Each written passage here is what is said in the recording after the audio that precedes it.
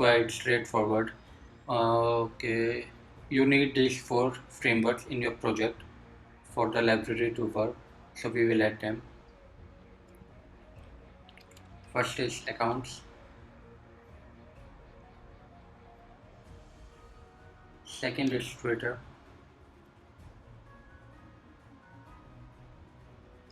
third is social, and the fourth I think is security. Yeah.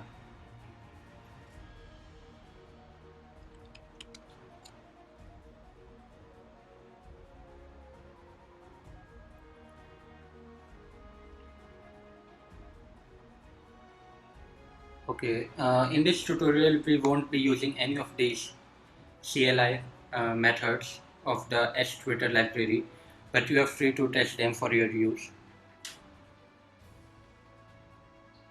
Okay, so one of the initialization methods is this Twitter API with OAuth consumer key, consumer secret, username, password. The consumer key and consumer secret here are the API key and API secret you will get when you create your application. But we won't be using this particular initialization method because we don't want to supply our username and password. We are doing this here because we will only be accessing the read only Twitter API ends, which are the mostly the get ones. You can see get status, user timeline, home timeline, retweets of me, retweet. So sorry, not yeah. So searches. These particular endpoints in the Twitter API do not need the right permission from your app or your account. So basically, our app will be able to access all of the read-only parameters and endpoints in the API. So for this, okay, yeah, OAuth connections.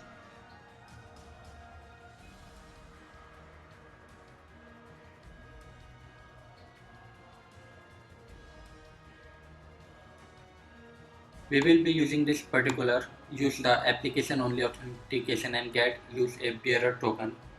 What happens here is we will be supplying the initialization call with our consumer key and consumer secret, which is our API key and API secret.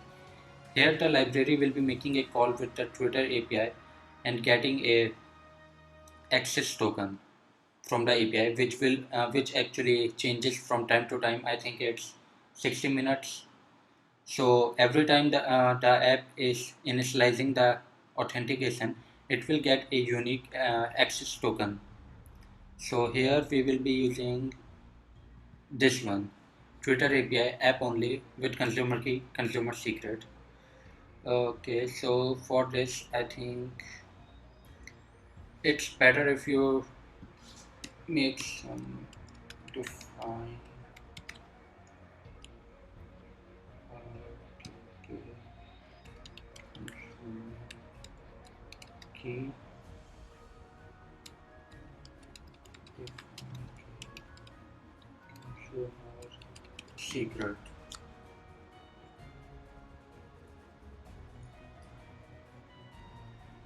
Okay, just a second.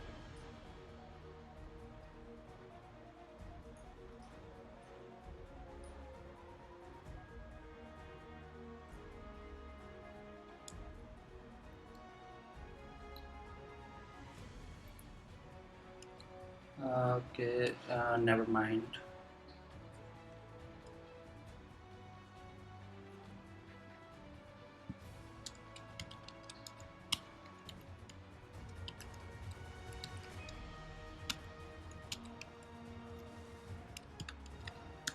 Just declare the variables to hold your consumer key and consumer secret. Let's get them from the Twitter app details. You will get this key and secret from the API keys tab when you go to edit your app. So basically you just need to go to dev.twitter.com. From there, my applications, go to your app, API keys. The consumer key is this one, API key, or actually just rename this to API key, and this will be API secret.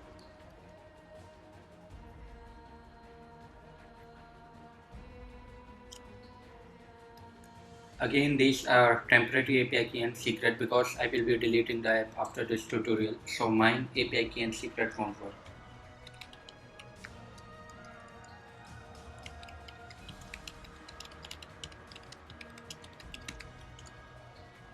So let's initialize our Twitter variable.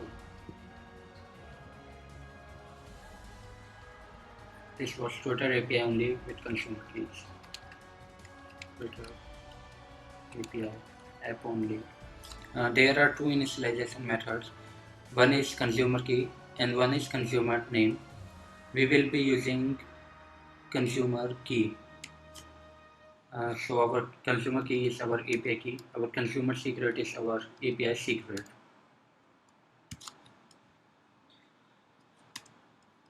So till now it is pretty straightforward. We just set our API key and secret from Twitter's application API keys tab. Here we initialize the st Twitter variable with our API key and consumer secret. I think just initializing it will auto-authorize and authenticate our uh, keys and API, but we will be using this particular authentication block, which is verify credentials with success block. Here, actually, let me just explain it. So we will be using Twitter verify credentials with success block. Here we will be creating a block, so we create a block variable ns string.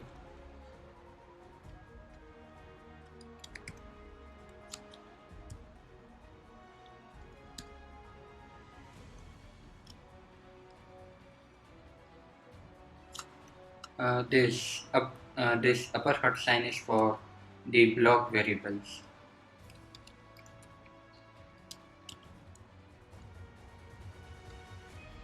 By the way, I forgot to mention at the start of the tutorial, but if anything is unclear to you or you are confused about anything, don't hesitate to Google around, because I myself just Google and use Stack Overflow or official documents of libraries whenever I am confused or stuck at anything.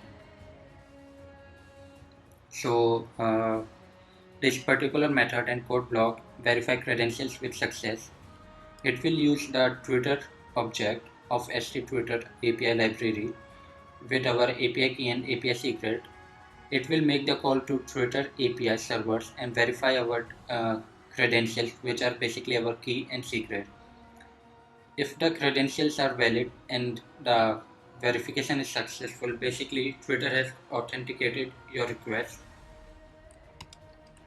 This particular code here will be executed, which is success with code token.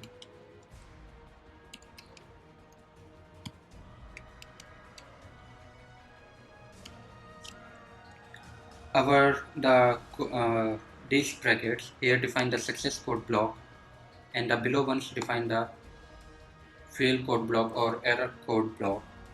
Here the code variable which we declared nstring oauth, this is returned by this particular method verify credentials with success block, which is our oauth key.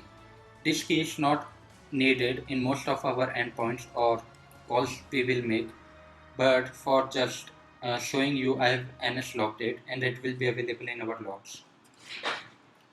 Same way you might want to ns log your error as well. Fail with error.